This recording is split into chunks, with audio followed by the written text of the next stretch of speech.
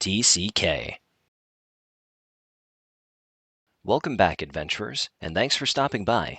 In these videos, I'll be addressing some basic concepts for Final Fantasy XIV, focused primarily on introducing newer players to the game.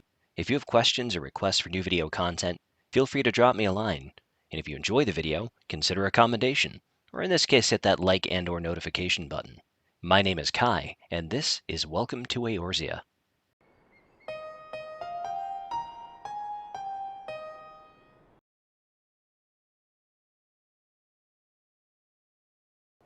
Thanks for joining me in Eorzea once more. Without too much preamble, today's focus will be on a practical review of HUD customizations, and will deviate a little bit from what will be our standard format.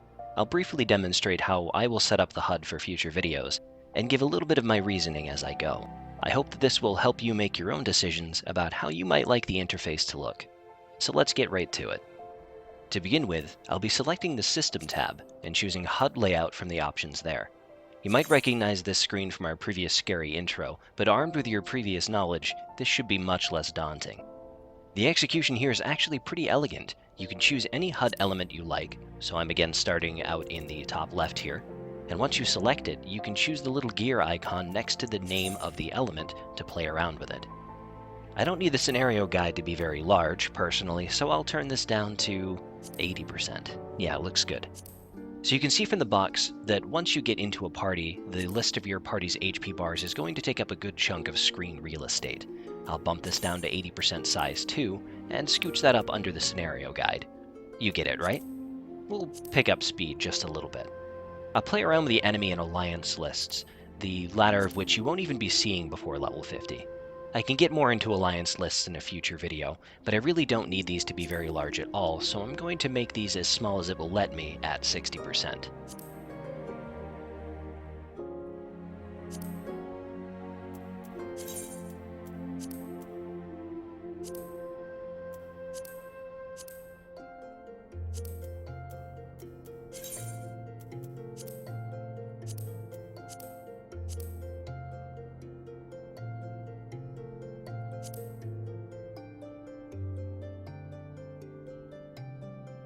Actually, I like the enemy list on the left side a little bit better. Since I'm going to be seeing that constantly, I'd like it hugging the outside of the screen a little more. Yeah, much better. Okay, the target bar is pretty monstrous. I don't think I need to inflate my enemy's ego any by having their HP bar be that massive. Let's put those buffs in a nice visible location, and let's go 80%.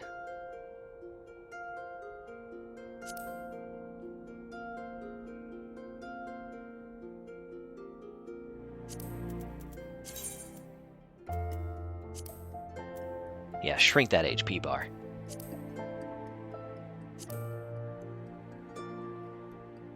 I use focus targets for a couple of things we'll cover later, so I'll scooch that up next to the enemy HP bar.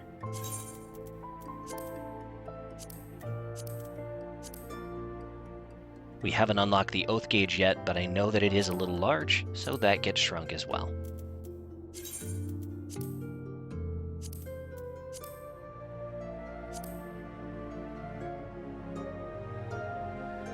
Could the duty list be a little smaller, maybe down to 80%?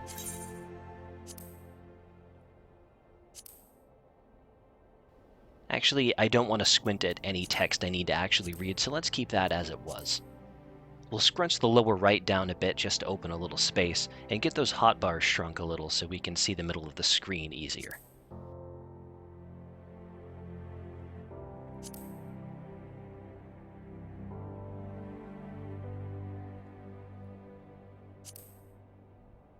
I don't need to touch the cross hotbar, and honestly, if you don't know what a HUD element is right now, just leave it. You can always move to it later when you need to.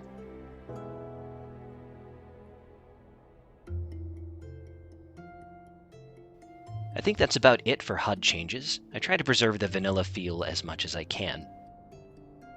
It's worth noting that you can have a few presets, like one for solo questing and another you use for dungeons or what have you, and you can toggle between setups you've made, like this. There, that wasn't so bad, right? I know that section looks really dense, but if you take it one box at a time, you'll be okay. Now that I can see what's going on the screen a little clearer, I'm going to tweak a few vanity items. I don't plan to dwell on these too long, and I'd encourage you to read each option, as many of them are intuitive. Think about how each one might affect you. I'll verbalize a few examples as I come to them.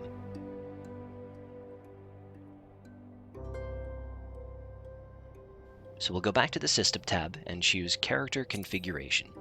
I'm just going to kind of go tab by tab here in a high-level overview.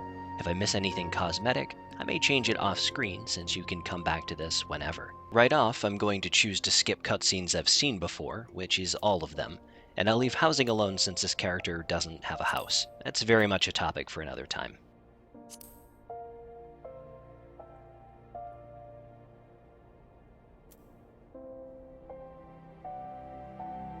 I don't see anything else here worth changing in this tab, so on we go. I'm very used to the default settings under Target, so I'll leave that alone for now also.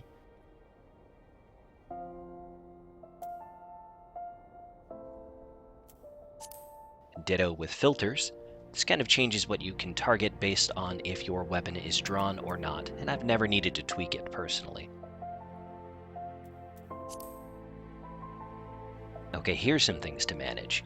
I'm going to turn off auto-sheathing my weapon for cosmetic reasons, and I'll loop back to that after this. I'm going to bump the idle animation delay down to 4 seconds, just because I like it to kick in slightly faster, personally. Again, looping back to that as the next topic. Battle effects. Remember how I mentioned alliance lists earlier? When you get to content with 23 other people running around, sometimes you really don't need to see every fireball that every person throws. It can make it really hard to dodge stuff. I tend to limit what I see everybody else doing. Hopping down to items, these options are kind of self-explanatory. The in-game tooltips will cover the armory chest for you, so you may find yourself back here tweaking this at a later time. I don't see anything I need to change here.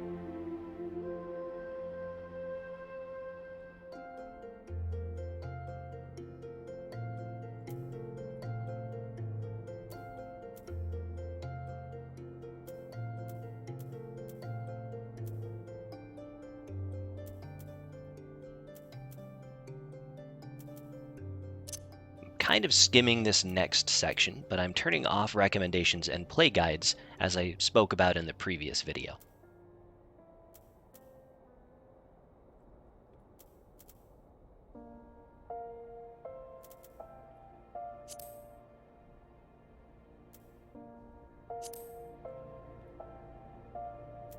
Hopping down to player names, you can set custom colors and such, as well as which HP bars you see and when.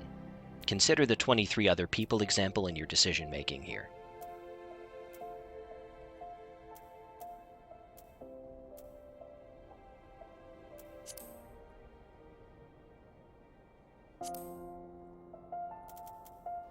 You can change how names are displayed and with what information. I like to turn off titles, since that makes every name just a smidge larger on the screen, and again, 23 other people.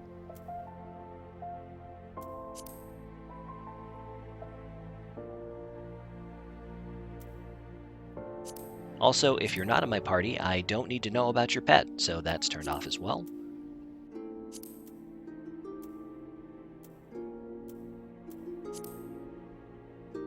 Everything else here looks fine. You'll notice my friends are bright orange. I like to know when I bump into them in the overworld, but that's a personal preference. Everything else I think here is going to stay default.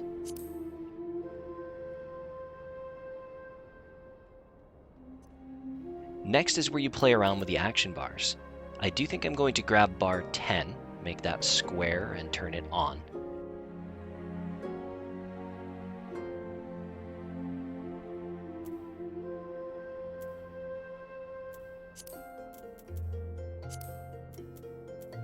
Let's grab that and put it down here someplace.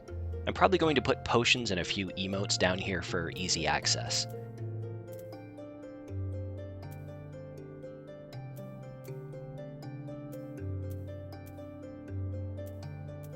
I also don't really remember which pet hotbar settings I use, so I'm going to make an educated guess and fix it later if I don't like the result.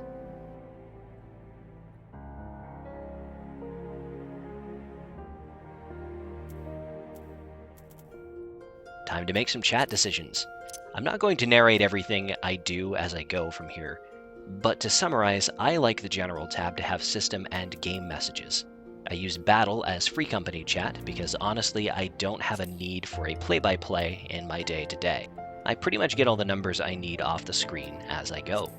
I'm flexible about the Event tab. It can be useful for a link shell, which is like a private group chat, or I may use it for PvP chat. It depends.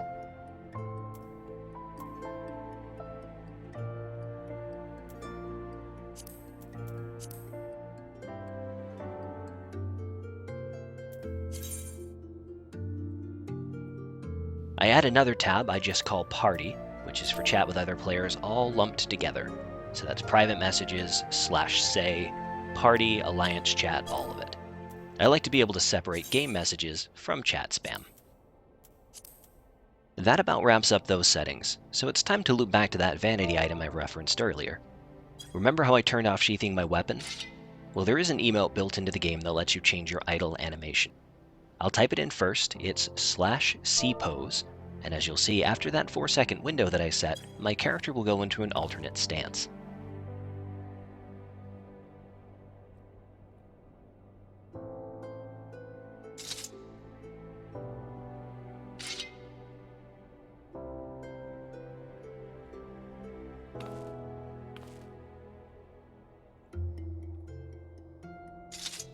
You can also find C-Pose in the Emotes window under Social, and I'm going to drag that onto my handy action bar for now.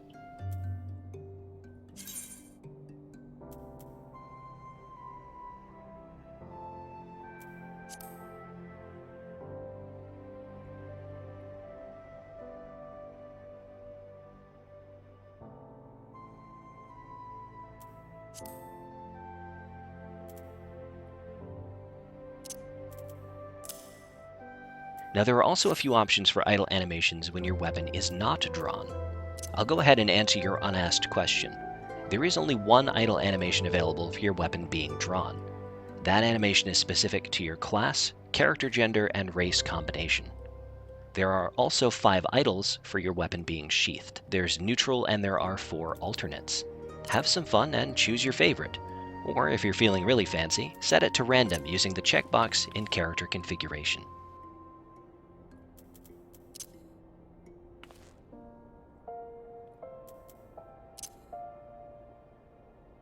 And that's all the time we have for today, folks.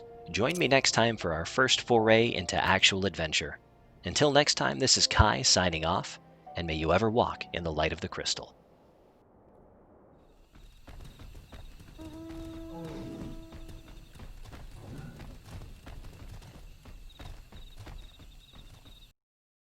Hello, Internet. Congratulations on reaching the end card. This is the part of the video where I pitch you my passion project over here on the Leviathan server. Right now, the free company, the Chocobo Knights, are recruiting. So why the pitch? Here's the thing.